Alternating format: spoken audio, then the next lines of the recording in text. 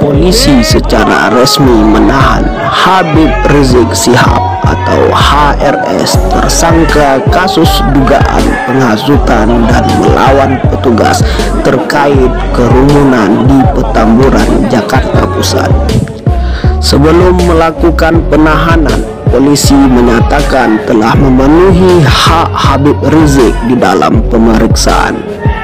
Ketua Umum Pergerakan Milenial Minang atau PMM Fikri Haldi meminta aparat penegak hukum, dalam hal ini Kapolda Metro Jaya, lebih kooperatif dalam penangani kasus HRS supaya tidak terjadi kegaduhan di dalam negeri.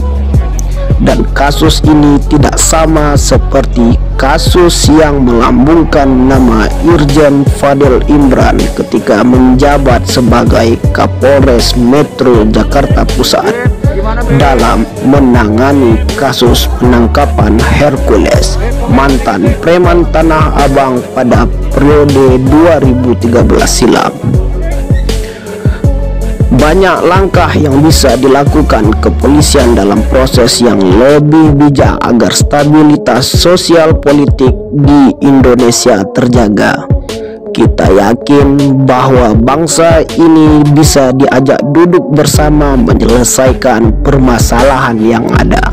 Namun, langkah Kapolda Metro Jaya mempertontonkan kepada publik seolah ingin menunjukkan powernya dan ambisi yang besar untuk menjadi Kapolri, tanpa memikirkan ke kondisi Kamtibmas yang kondusif, apalagi di tengah wabah COVID-19, ujar aktivis yang kerap disapa Kuya Fikri tersebut.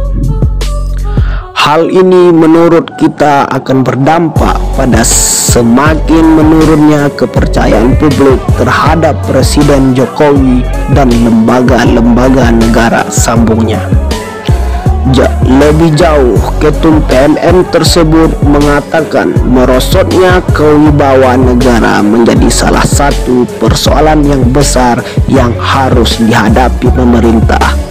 Negara semakin tidak berwibawa ketika masyarakat semakin tidak percaya kepada institusi publik, paparnya.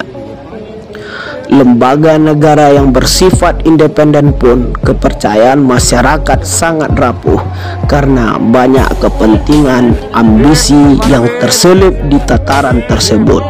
Ditambah lagi terlihat gagapnya penegak hukum dalam penetapan pasal menjerat HRS akan menambah ketidakpercayaan publik terhadap penegak hukum, tandas Kuya Fikri. Masyarakat Sumatera Barat sangat menghormati ulama. Untuk itu kita meminta semua elit politik dan aparat penegak hukum tidak menjadikan ulama dan masyarakat sebagai musuh bersama. Apalagi belum ada terlihat langkah-langkah konkret negara dalam menyelesaikan kasus tewasnya 6 laskar FPI yang masih menjadi tanda tanya besar bagi publik. Fikri juga menyampaikan PMM bersama organisasi lainnya akan telah melakukan konsolidasi dan mungkin akan melakukan aksi di Sumatera Barat terkait tewasnya 6 laskar FPI, di mana 1 diantaranya asal Sumatera Barat, dan meminta Presiden Jokowi segera mengevaluasi kinerja Kapolri dan Kapolda Metro Jaya tutup pemuda asal Air Banyus tersebut.